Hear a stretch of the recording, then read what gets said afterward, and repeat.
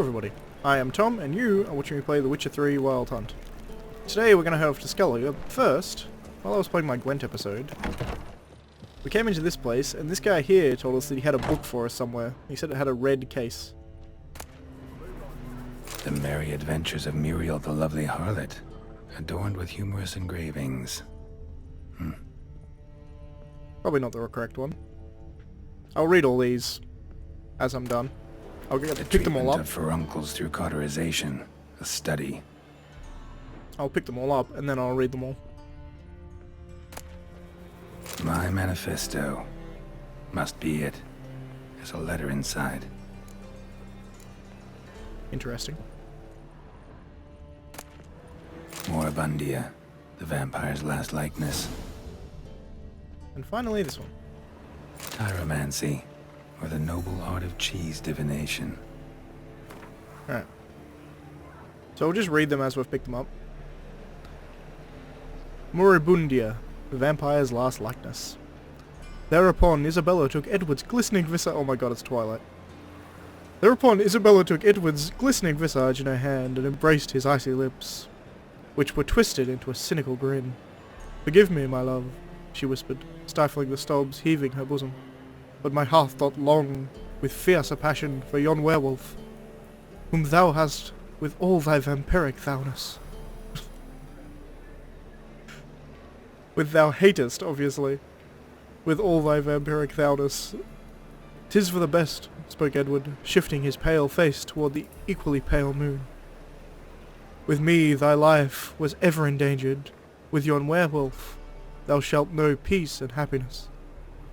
Edward turned around and took a step backwards towards the exit, but Isabella grabbed his wrist and bade him stop. The touch of her hand was so tender, his heart nearly began to beat anew after centuries of deathly stillness.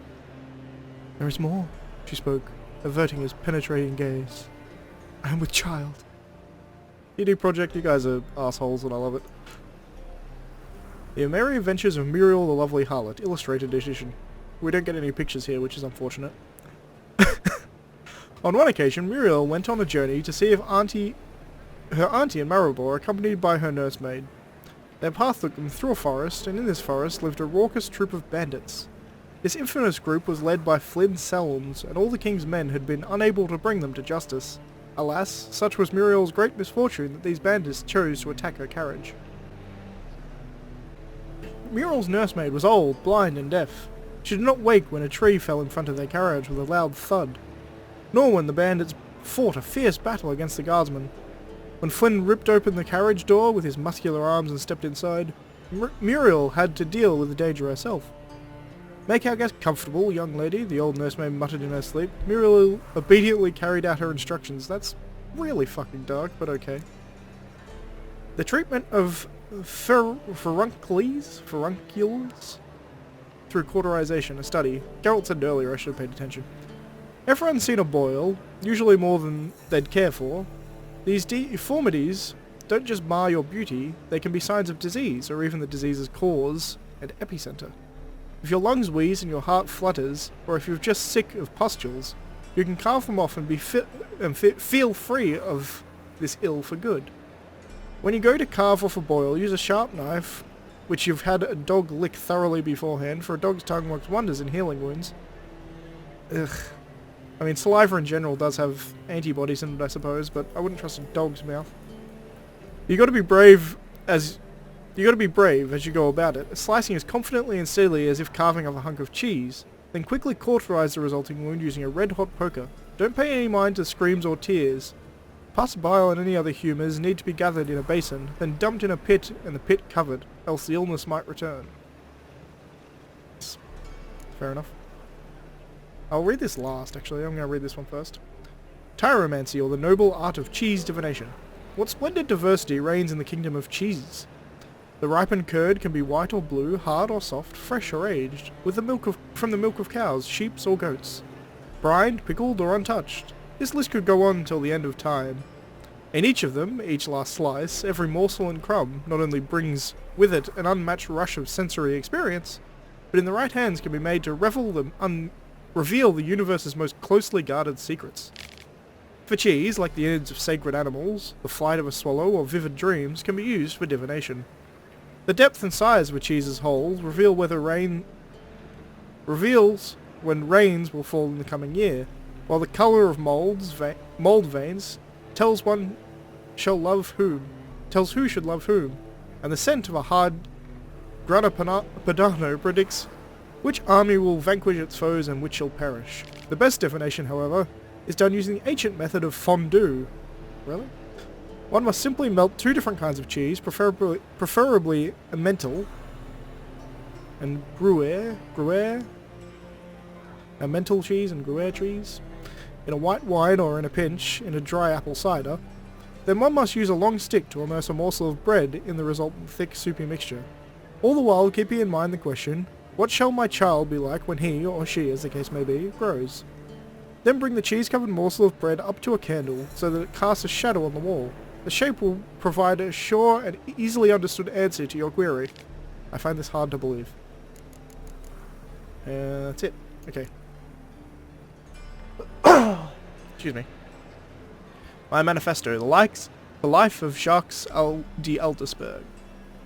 The reason for choosing Jacques de Eldersberg as Grand Master remained a mystery. The Order of the White Rose had gone through a crisis in those times and was on the verge of collapse. So one might guess that the Brethren wished to have someone decisive as their leader, someone with a clear vision. De Eldersberg was precisely such a man. One of his first decisions was to change the Brotherhood's name to the Order of the Flaming Rose. The most puzzling aspect, however, is that the Order and the King himself decided to trust a man who, for all intents and purposes, had appeared out of nowhere. They say he was a wanderer, an itinerant priest who moved crowds in his speeches and declaimed non-humans. They say he worked miracles and showed his flock visions of a world destroyed by the white frost. He was undoubtedly a man of great charisma, one instilled with unshakable principles which he in turn tried to instill in others. Was he truly a source? Was he indeed gifted with more magic talent? That we will never know for certain. Yes, we will, actually. From this letter. Letter from A. Witcher. In the ocean of possibility, some events are more likely and some less. It is not easy to fish out the first, not even when one's intellect stretches through all space and time. I left this letter for you in the hope that, despite all odds, you will come across it one day, for I must warn you, mankind is threatened. The prophesied destruction by the White Frost is not just the babbling of some mad she-elf. Perhaps I will have the opportunity to convince you of this in person. If not, I must rely on this letter, which you will read many years from now at a time when you know more than you did when we first met. Know that nothing will save the world except preparing its entire population for this catastrophe. The old tales say a child of the elder blood can stave off the danger, but I tried, and I failed. Ever since I have been haunted by a hideous vision, a crowned wraith, the spectre of my failure. I was the chosen one, and the chosen one failed. You and your brotherhood are our only hope. When the time of the wolf's blizzard comes, men shall perish, and only the Ubermen will survive. Your duty is to give the world Ubermen. Whatever you think of me, do not fail as I have failed. A. This is a callback to the first game. Jacques de Eldersberg was the big bad of the first game. He was essentially the one who came in and stole all the mutagens. He was the one who killed that other Witcher at the start of the game. What was his name? Leo, that's right. Leo. I remember now. He was responsible for Leo's death, ultimately. And he was the big bad at the end of the game. You fought him and he was the one pulling all the strings behind. He hated non-humans. Wasn't the greatest guy, but he was, as it said, very charismatic. Now, he was also a source, which is to say he was a magician. A source is someone who has the inlaid ability to be able to call forth magic, I suppose, would be the best way of describing it.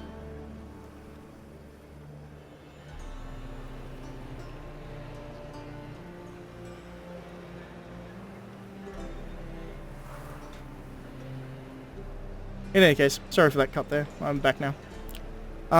But this letter here is now confirmation of something that was always presumed, is that Alvin, the little kid at the very start of the game that you save, is Jacques de Eldersburg, and he is indeed someone who can travel back and forth through time. It's very much like Suri can. He's a child of the Elder Blood, as it were, who can travel through time and space.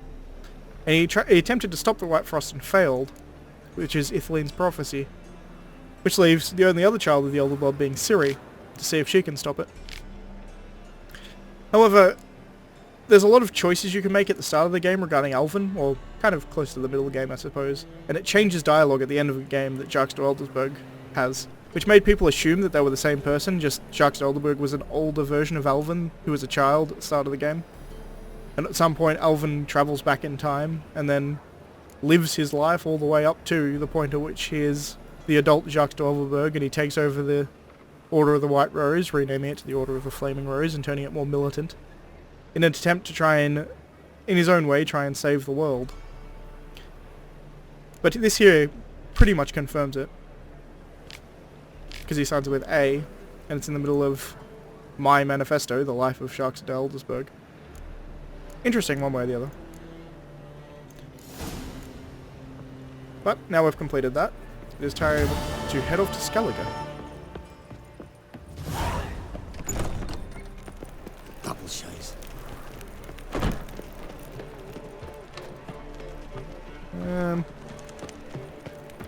I guess the easiest way to do this would be to put the quest on to Destination Skellige. It involves me heading out and talking to a bunch of ship captains, because I've got to find someone who will actually sail me out there. Which, as we'll soon find out, not many people really want to, because, well, I mean, to put it bluntly, Skelligans aren't exactly known for their hospitality. Not to mention the actual sailing out there I think is usually pretty hard because of the weather and the waves and such.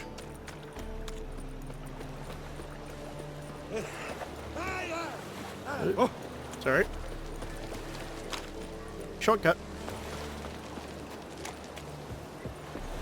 The Isles were at war with Nilfgaard. Bloody lies. Well, it's a miracle you came back at all. No. You captain of this tub? What's it to you? I'm Skellige bound. Need to get there. Start swimming. Islanders, the black ones, all attackers in those waters. No one sails the route these days. Come on. Clans are ready to deal. Leave you alone if you do. Someone's done it. Gotta have. Not likely. Except maybe that daft bastard Wolverston from the Atropos. A liar, a thief, and a bugger, that one. He might have parlayed with the sea swine. Where can I find him? In a pigsty most times. Others, the Golden Sturgeon. Ask for Flask. Everyone knows him. I happened to pick the guy who I needed to talk to straight away, which is useful. I nearly fell in the water there. You can talk to the other captains as well. It's captain of those two ships back there, but they essentially just tell you no. No discounts, no... This guy will tell you someone who will actually take you there, so we'll just follow that information directly, I think is probably the easiest way. It's quicker in any case. You Wolverston, captain of the Atropos? So you want to know if I'm Atropos, captain of the Wolverston? No fucking clue, mate. I need to get to Skellige. My Atropos and me, we're due to sail for our Skellige, carrying grain. But that's hush-hush. Got any coin? Here. That enough? Hefty sack, like a bull's. When do we sail? Not sure you're ready. You can barely stand.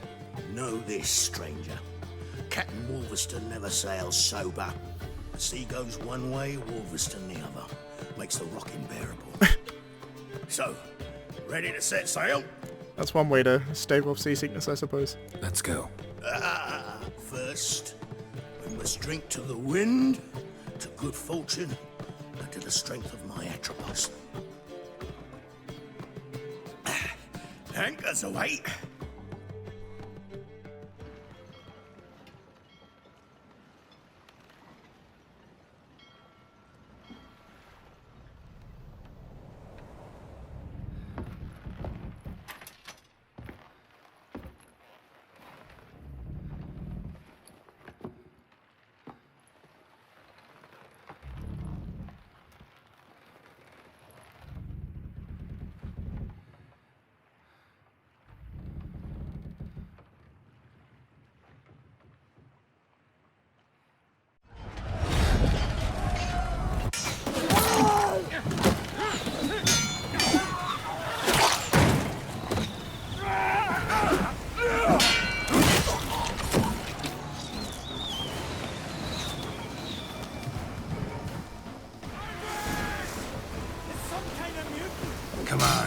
closer.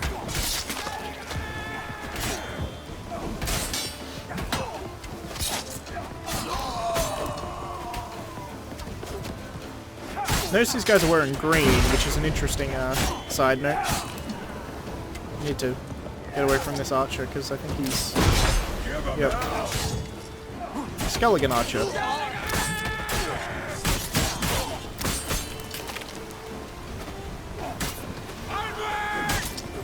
Honestly, I should probably let the other guys do it, because they're pretty good at killing them. Reefing the sails!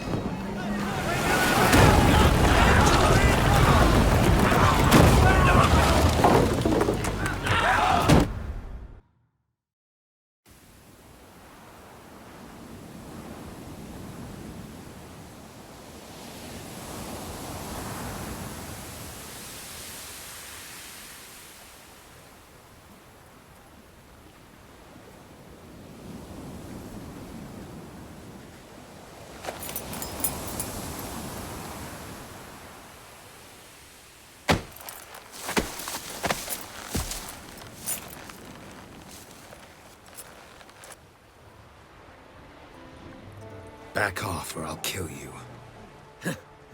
I'm not afeard of dying. I love the people of Skellige, so much more than the people of the continent. See, I've landed on Ord Skellige. How you figure that? You're wearing Clan on Crate colors. Ord Skellige's their island. On the Atropos, were you? Yeah, thought the captain had a deal with you. With us? Meaning who exactly? Might have arranged something with Lugos, but crack? Nay. Clearly should have, though. Outlander ships aren't welcome in these waters. What about you? What do you seek in Skellige, eh? Agreed to meet a sorceress here. Yennefer of Vengerberg. She's supposed to be on Ord Skellige. There's a Witcher Trolda. Croc's guest. Could be the one you're meeting. That scorn I hear in your voice.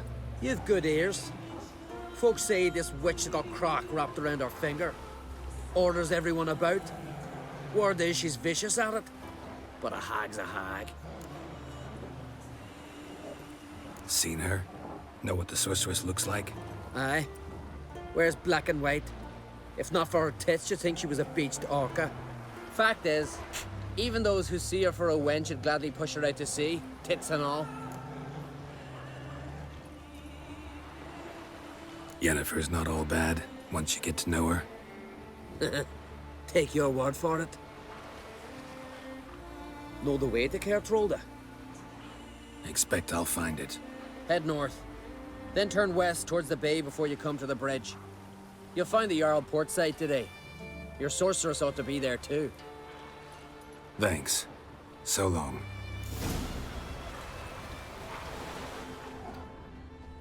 And this is the ship that we came on. Bit worse for Roach somehow made it here too. Good old Roach. She follows me everywhere. Now we'll wander around here and loot all this stuff because there's a fair amount of stuff that was on the Atropos. And since this guy and his wolf isn't going to take it, I suppose I will. Good stuff here. Also, I believe if you look hard enough, you can find the captain of this boat. And he has your 1,000 crowns on him, so that's always something. So we'll search around for him. Also worth noting, so right here we have a place of power. Place of power. Should draw from it. That's what I just said, girl.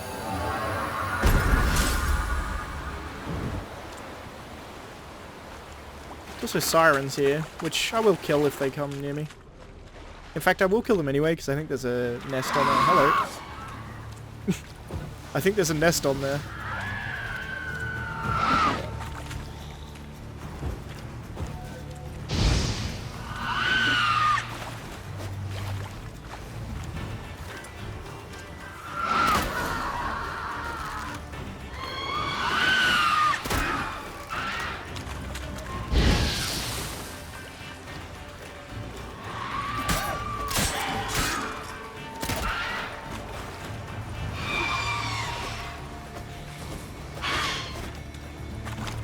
Should make sure I keep a Quen up, because these guys could probably do enough damage to... I doubt they'd one-shot me, but they could two-shot me, I think.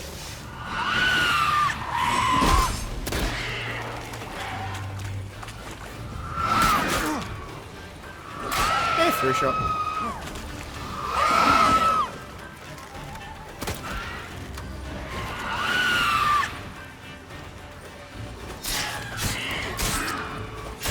I seem to be doing, like, significant enough damage that I can kill them.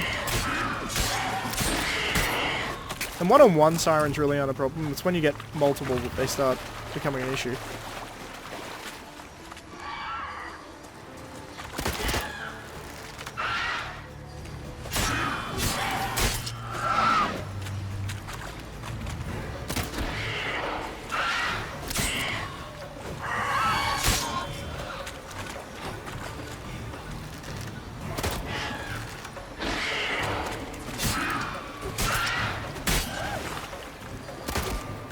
Oh yeah, got a kill. Instant kill on the crossbow was always kind of funny. Because you never really expect it. It just kind of they just fall in the air.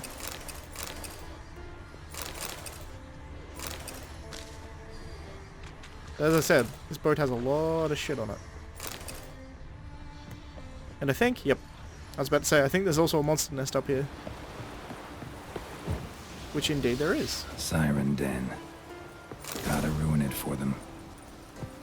Which, honestly, they built here very quickly, or I was asleep for a long time. Because this is the boat we crashed on, so, you know, it seems a bit odd. I also believe that a echidna will come. Yep.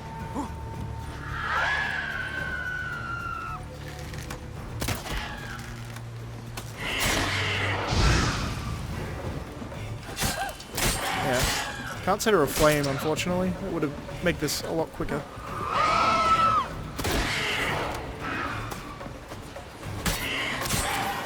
Give her a whirl. No.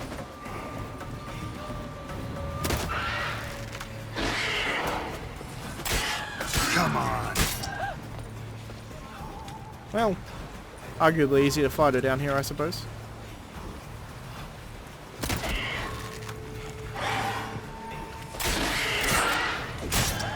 I'm not quite quick enough to get those finish off moves.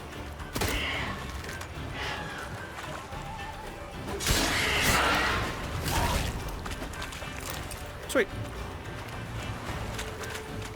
Allows me to loot the stuff on this side. Then I'll have to climb up to actually loot the nest proper. But it's not much of an issue.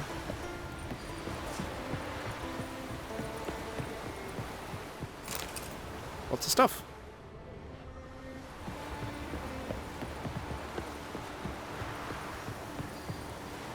Pop off here.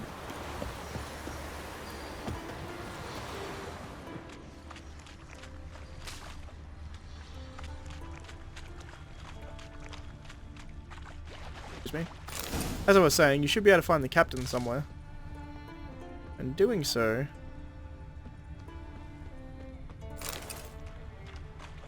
should net you 1,000 crowns back.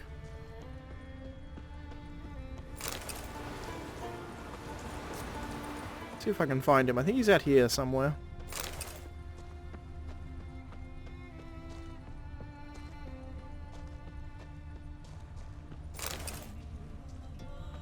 14 florins? No.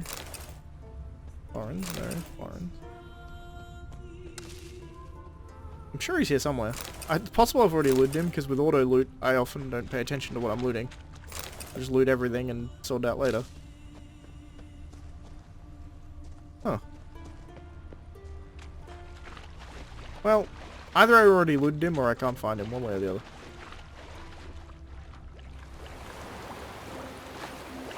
There's also a chest just over here.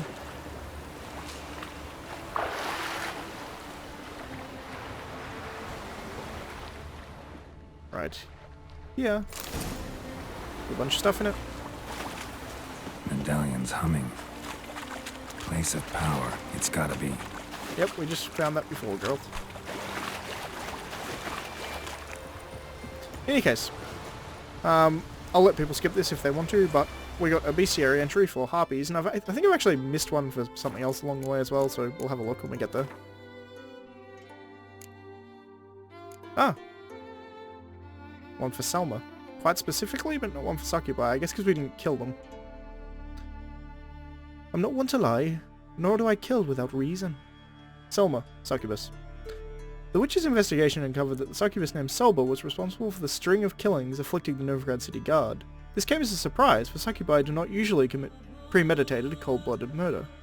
This is not to say that they are not dangerous. They will at times kill on accident, when carried away on a particularly gushing stream of ecstasy. At other times, they kill in self-defense. Though they have the look of slender maids from the waist up, their supple limbs hide incredible strength. They are also vulnerable to fire, the Igni sign included. They present witches with an intractable dilemma. Does this monster who wishes men no ill will, yet all the same often cause harm, deserve death or mercy? That is exactly the perplexing question faced by Geralt of Rivia. In the end he believed Selma and decided to let her go free, though he could not shake off the feeling that he might live to regret that decision. Sirens. Who is this written by? He's from Hindisfjall. Hindisfjall! Out at sea. If you hear a beautiful woman singing, turn your ship around at once. You understand? Even if it means sailing straight back into a storm. Arak of Hindisfjall. Advice given to his sons before his first solo voyage. Like skilled fighters setting out wooden ducks to lure in drakes, sirens and lamias lure men near, using their own bodies as decoys. They can transform to resemble beautiful human maidens, though with tails covered in silver scales instead of legs. Once a naive sailor gets within arm's reach of these beautiful creatures, their fair faces suddenly turn into fang-filled fish-like maws, and lovely tails promising unknown delights become sharp, deathly dealing talons. There are a bunch down here I haven't read by the look of it. Oh yeah, Dopplers. Okay, the imp, who is the Doppler that we actually found and let go. Really want to see an angry Witcher? Do you? Conversation overheard in the streets of Novigrad. Conversation that we had, weirdly. The imp pestering the merchants of Novigrad turned out to be a Doppler. These monsters usually avoid confrontation, to everyone's great relief. For when pinned, they become extremely dangerous. Fighting them quickly turns into a fight against oneself, or to be precise, against a mirror image gifted with one's own strengths and abilities. In a conflict with such even odds, only luck, or destiny, decides the victor. Geralt has an extra helping of both, and so won his fight against his Doppler doppelganger. Then decided to let him go free, for unlike other monsters, this creature's motives for harming humans were noble. He also wasn't really harming them per se, he was stealing from them in order to eat, and I told him to go steal somewhere else if he wanted to continue. So I still fixed their problem, like I stopped him harming the humans he was harming. Han Kluger. Your package? Your brother picked it up. You know. The two of you are damn near identical. Hey, where are you running off to? Dopplers, also known as Vexlings or Changelings, are beings able to take on the form of any other humanoid or animal they please. This transformation is no mere illusion, able to be shattered with a simple spell, but an authentic and complete metamorphosis. This means no protective amulets or witches' medallions will signal a Doppler's presence. They emanate the same aura as the being whose form they have assumed. This combined with their incredible intellect and cunning would make Dopplers supreme assassins or thieves, had not nature endowed them with generous and timid spirits, which makes them avoid the shedding of blood at all costs. Okay. Spectres, the White Lady. Mikko and his band? Who are they? 4 lads, drunkards and good for nothings all. They'd drained a few pints and decided they're all ploughed a White Lady, maybe shouldn't bugger off. Maybe then should bugger off. Conversation heard in field outside. Again, a conversation I had, interestingly. The apparition haunting the fields outside Novigrad turned out to be a noon wraith. Some powerful emotion must have bound it to that place. Love, hate, anger, or perhaps all three at once. Like every wraith of this type, she was surely capable of forming mirror images of herself, which served to mislead opponents and restore her vitality. Luckily, these mirages could be dispelled with a quick slash of a silver blade. Like any noon wraith, she would undoubtedly seek to assume immaterial form while fighting, making her almost impossible to injure. unless she is first caught in the trap laid by the Erden sign or blasted with a special bomb. Once thus forced into materiality, she should be attacked with strong blows or the Igni sign. Finally, one must always keep in mind 2 Witcher sayings. The longer you fight a Noon Wraith, the lower your chance of surviving. And fight a Noon Wraith at midday and you'll be dead before dusk. The vengeful wraith known as the White Lady had roamed the fields for a long time, murdering anyone who she came across. Though the grain hung heavy from the stalks, the frightened peasants were kept from harvesting it and thus faced famine. They gathered their last bit of savings and went in together on a bounty for the Witcher. That was coin well spent. And finally, vampires, we got Ekimaras, which is the one that we fought with Lambert. Bah, ain't nothing to fear. Ekimaras? Why, they ain't nothing but overgrown bats. Anonymous city guard's last words.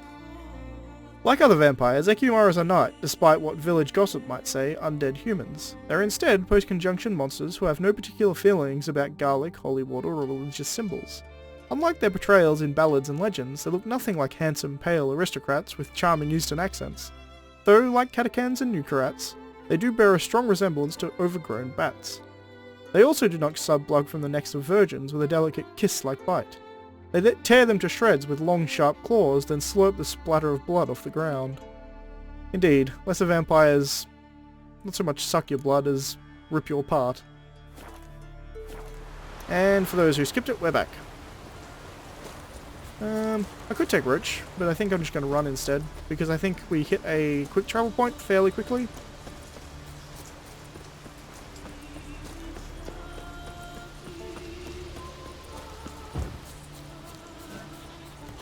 Yep, at this crossroads.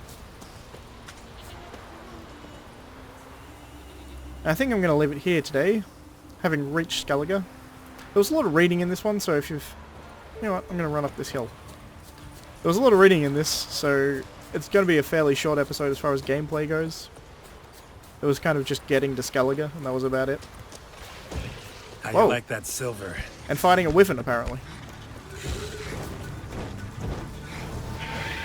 Alright, so we get a bit more than what I bargained for.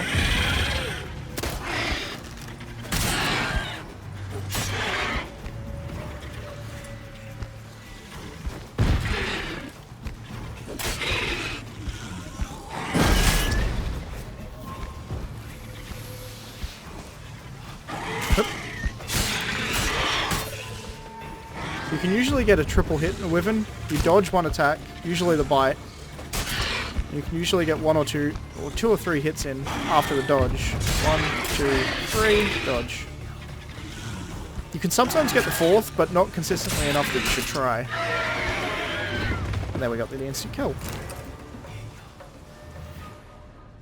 Apparently, got a treasure up here. That garden treasure was a dark steel plate. Very well. Yeah, a quick save before doing this, but it's going to look cool, so I'm going to do it. Oh, oh, oh, oh. With that, I shall see you next time. Thanks for watching.